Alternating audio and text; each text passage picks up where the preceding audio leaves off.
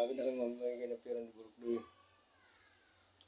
Pag nakayipon ako dito, kahit pa konti-konti, mamimigay kami ni Burukloy, iigo kami sa mga bayan-bayan.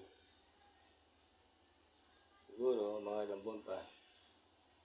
Pero pag nakalala na kami ni Burukloy, patuloy kayo magbibigay sa mga kahirap. Tulad kong mahirap. Yung kikitain namin ni Burukloy sa social media o kung sino man mga manunod, sige, nagkita kami, pamimigay din halos. Iman namin kasi alam kong hirap ng buhay ngayon.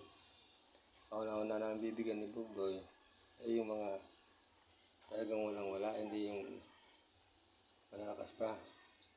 Kasi hirap ngayon, mahirap ang buhay. Ngayon ko ngayon sa bahay, si Burukloy, walang kasama.